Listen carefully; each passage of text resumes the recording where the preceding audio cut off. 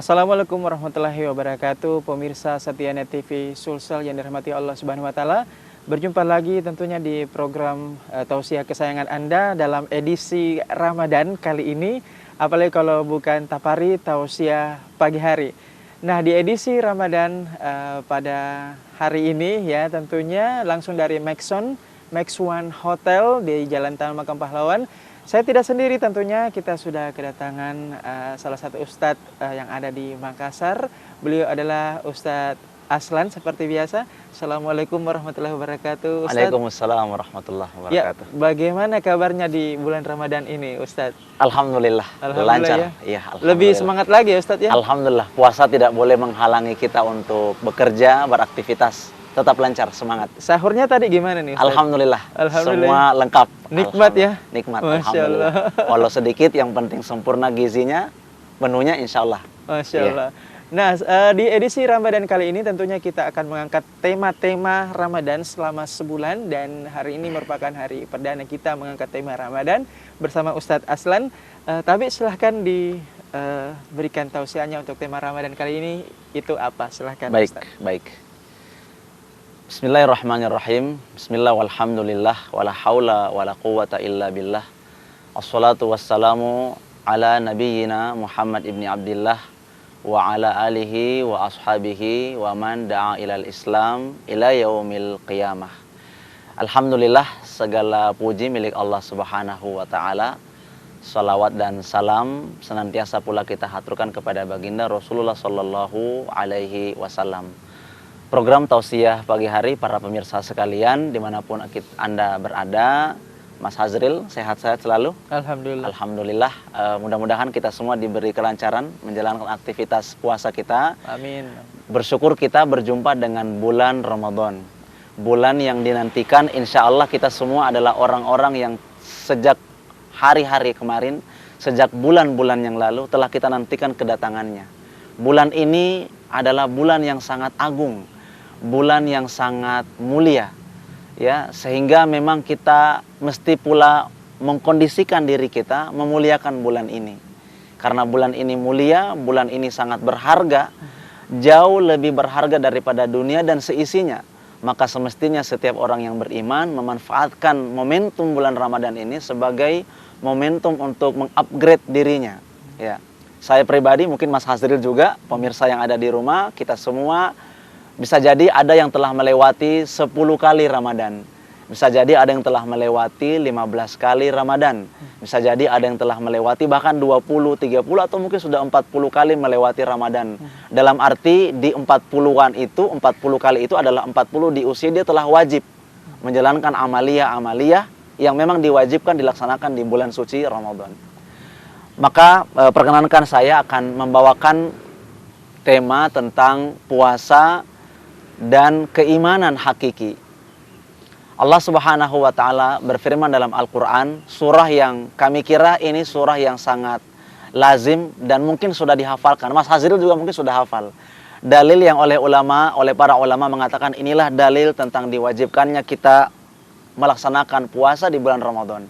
Allah Subhanahu wa taala berfirman, a'udzubillahi minasyaitonir rajim. Ya ayyuhalladzina amanu kutiba alaikumus siyamu kama kutiba alal ladzina min qablikum la'allakum tattaqun. Wahai orang-orang yang beriman, diwajibkan atas kalian berpuasa sebagaimana diwajibkan atas orang-orang sebelum kalian agar kalian bertakwa. Allah telah menyampaikan kepada kita bahwa sesungguhnya sebenarnya puasa ini bukan hal yang baru bagi orang Islam atau bagi umat manusia. Tetapi puasa ini sebenarnya telah diwajibkan kepada umat-umat terdahulu. Hanya saja memang mungkin saja ada tata cara, ada waktu-waktu, ada ketentuan-ketentuan yang berbeda dengan kita, antara kita dengan umat-umat terdahulu. Tetapi poin yang akan kami angkat bukan pada tentang itunya, tetapi pada kalimat awal Allah menyampaikannya. Yakni Allah mendahulukan kalimat ya ayyuhalladzina amanu. Wahai orang-orang yang beriman. Kenapa Allah memuliakan kata-kata itu dengan ya ayyuhalladzina amanu?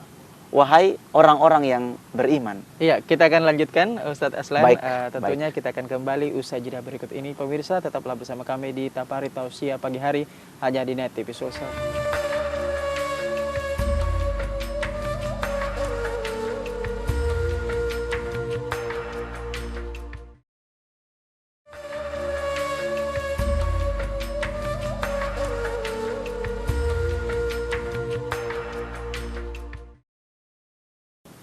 Kembali Anda masih menyaksikan Tapari Tausiah Pagi Hari langsung dari Hotel Maxwan, Jalan Taman Makam Pahlawan bersama Ustadz Aslan. Tapi Ustadz tadi dilanjutkan yang sempat tadi terpotong sedikit, ya silahkan. Baik. Kalimat yang cukup retoris untuk kita tanyakan adalah mengapa Allah mendahulukan kata ya ayyuhalladzina amanu. Maka dinukil oleh Ki Haji Yasin Mutahar kalimat daripada Dr. Abdul Muhsin, seorang yang juga cukup mendalami di bidang tafsir. Dr. Abdul Muhsin bin Abdul Aziz, beliau menjelaskan bahwa Allah mendahulukan kata ya ayyuhalladzina amanu dalam perintah puasa.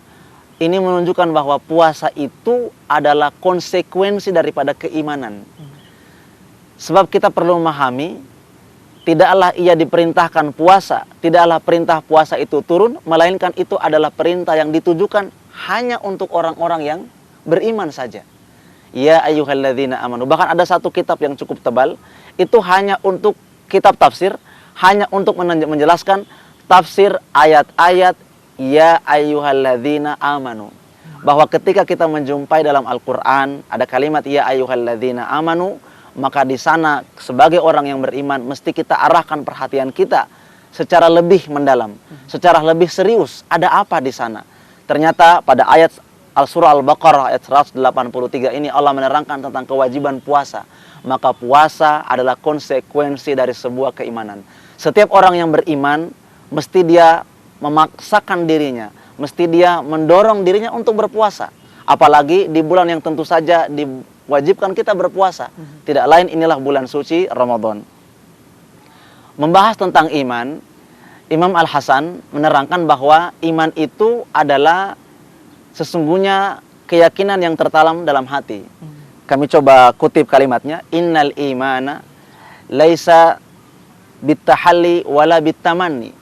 Sesungguhnya iman itu bukanlah kata-kata yang manis, sekedar pemanis di lisan saja. Saya beriman, amantu, inni amantu. Sesungguhnya aku telah beriman. Wala bitahalli, dan bukan juga sekedar angan-angan. Akan tetapi Imam Al-Hasan melanjutkan, innal imana ma waqara fil qalbi wa saddaqahu al-amal. Yakni apa-apa yang benar-benar tertanam mendalam di dalam hati dan dibenarkan dengan amal perbuatan, dibenarkan dengan perbuatan yakni amal soleh.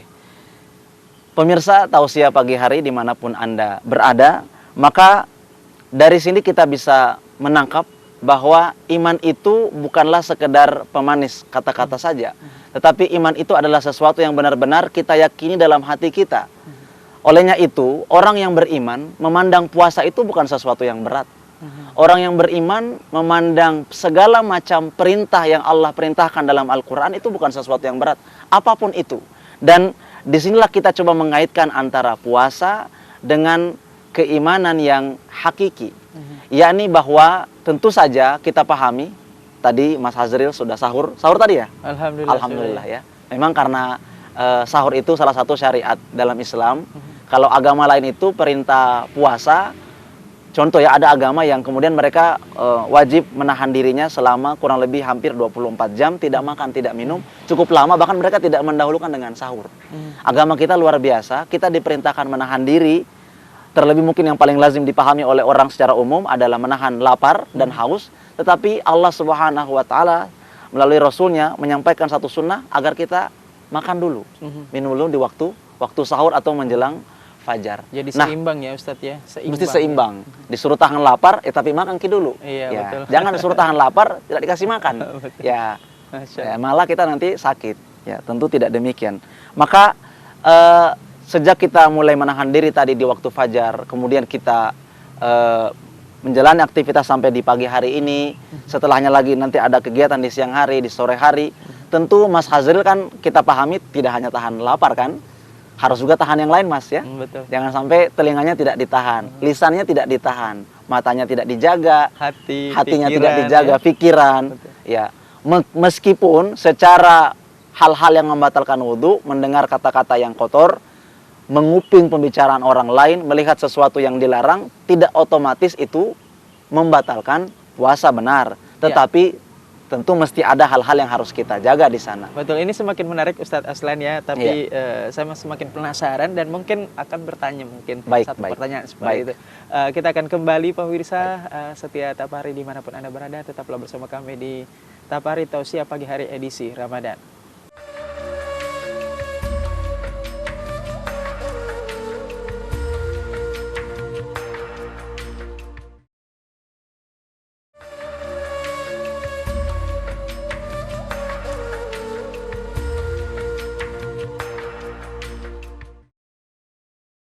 Terima kasih Anda masih setia menyaksikan Tapari Tausiah Pagi Hari hanya di Net TV Sulsel edisi Ramadan.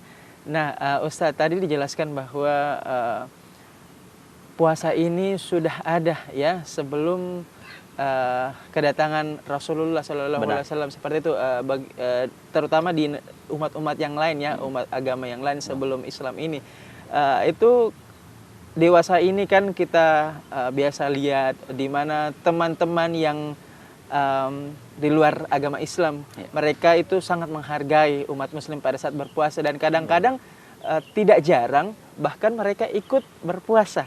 Ustadz, itu gimana tuh kalau mereka berpuasa dengan tulus misalnya nih ya, niatnya tulus tapi mereka bukan Muslim? Apakah itu ada manfaat untuk mereka dan apakah itu terhitung sebagai pahala walaupun berbeda umat? Itu seperti apa nih Ustadz? Ya, baik. Masya Allah, luar biasa pertanyaannya Mas Hazril ini.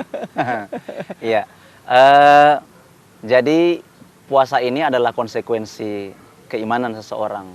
Tentu dalam pandangan Islam, mohon maaf, saya perlu mengatakan di awal agar supaya perlu dipahami oleh pemirsa sekalian, Mas Hazril, saya pribadi, tentu setiap umat itu punya landasan-landasan pokok dalam keyakinan mereka, landasan-landasan pokok dalam akidah mereka, dalam akidah kita dan akidah agama lain.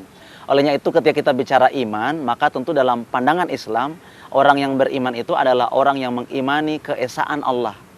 Allah lah satu-satunya yang berhak disembah, sekaligus pula dia mengimani Rasulullah sebagai pembawa risalah dari Allah dan membawa Al-Quran, maka dia pun wajib mengimani Al-Quran.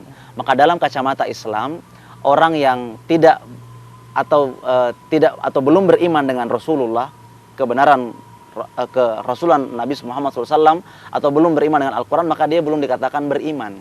Maka kalau pertanyaannya ada saudara kita atau ada tetangga kita, orang lain, karib, kerabat, tetangga, teman dekat kita yang beragama bukan agama Islam, agama lain, lantas kemudian dia karena toleransinya, dia bilang, mending saya puasa juga deh. Iya. Bagaimana kira-kira?